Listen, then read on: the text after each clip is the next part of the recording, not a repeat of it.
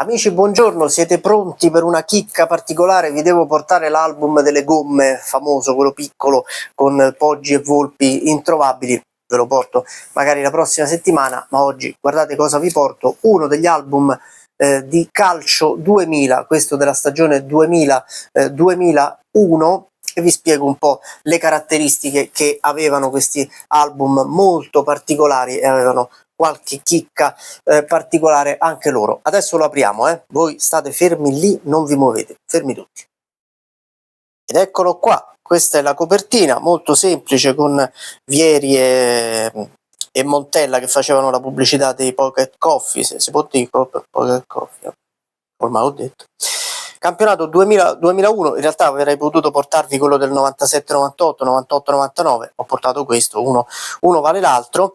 Era un album gratuito che usciva con il mensile Calcio 2000, diretto allora da Marino Bartoletti, e anche le figurine erano gratis, uscivano ogni mese con la rivista, e l'album si poteva completare tranquillamente. Vi faccio vedere le caratteristiche. Intanto qui sempre la pubblicità della Pocket Coffee con i vari giocatori che sponsorizzavano, insomma, il famoso cioccolatino al caffè. E adesso vi faccio vedere le squadre, vi faccio vedere una cosa, alcune cose un po' particolari. Vedete com'era strutturata, c'è la mascotte qui in alto, c'è lo scudetto, qui anche se non era una figurina quella dello scudetto, c'è la rosa scritta e ci sono tutti i giocatori di movimento, più o meno, diciamo, i giocatori di movimento. Quali sono le caratteristiche? Ce ne sono un paio. La prima è che era l'unico album che, rispetto alla Panini, ma rispetto anche agli altri, io mi ricordo, non so, i Calcio Flash, Super Calcio, tutti gli altri album che uscivano prima di quello della Panini, che erano con le foto a mezzo busto. E invece questo album di Calcio 2000 aveva i giocatori in movimento, e questo era un evento storico. Io mentre parlo vi faccio vedere anche le altre squadre. Questo è il Bari, questo è il Bologna. E poi c'era un'altra caratteristica, altre due caratteristiche che adesso vi faccio vedere. Ve la faccio vedere ad esempio con l'Inter.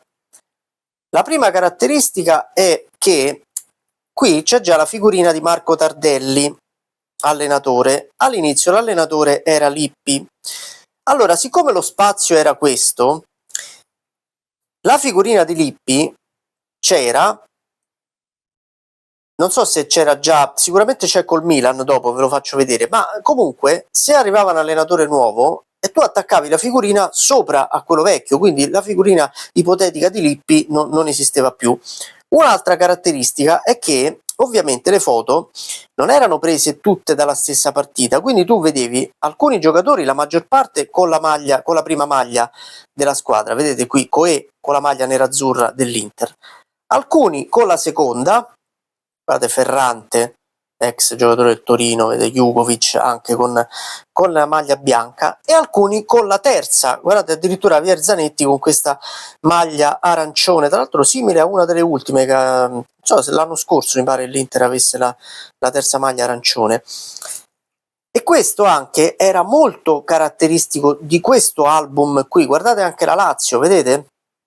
Con le maglie utilizzate, guardate il Lecce, qui il Lecce ne aveva soltanto due, e guardate il Milan, perché l'ho visto prima, anche il Milan, vedete, la maggior parte con la maglia rossonera, qualcuno con la maglia bianca e uno solo in questo caso, Osemari, con la terza maglia nera e rossa. Vi faccio vedere quello che vi dicevo prima, vedete qui c'è Cesare Maldini, ma sotto leggete, guardate accanto alla scritta Cesare si legge Alb, perché sotto c'era la figurina di Alberto Zaccheroni. Non so se riuscite a leggerlo, ma vi assicuro che c'era la figurina di Zaccheroni, ma essendo questo lo spazio, se cambiava l'allenatore non è che si poteva attaccare da qualche altra parte, lo attaccavi sopra alla figurina di Zaccheroni. Poi magari ci sarà stato qualcuno che l'ha attaccato qui dove c'era la rosa, però io preferivo fare così. In quest'album qui manca il calendario della Serie A, che c'era invece ad esempio nel 97-98 e nel 98-99, e l'album poi termina con tutte le classifiche a mo' quasi di almanacco del calcio della Panini dal 1929-30 a oggi, quindi tutti i campionati a girone unico. Vedete, ci sono tutte le classifiche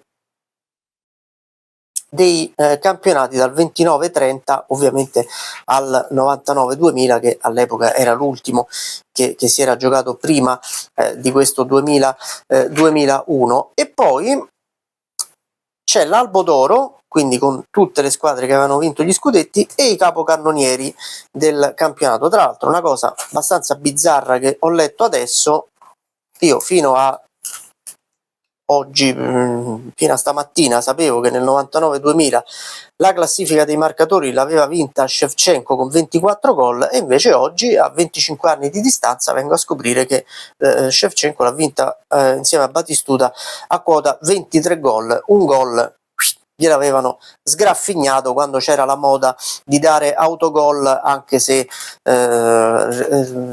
un alito del difensore aveva toccato il pallone. Oggi si accede in senso contrario, ovviamente non si trova mai una via di mezzo umana, no? Prima se sputavano sul pallone era autogol, adesso se uno tira verso il fallo laterale ci sono 12 deviazioni, il gol viene assegnato a chi comunque aveva tirato, ma una cosa normale non si può fare mai. Vabbè. Questo è l'album di Calcio 2000, distribuito gratuitamente dalla rivista Calcio 2000, vedete il logo in alto a sinistra. La prossima settimana magari vi porto l'album delle gomme, magari vi porto qualche altra cosa, ma insomma altre 2 o 3 puntate speciali le posso ancora fare. Domani c'è la partita. Ciao, avanti tutta.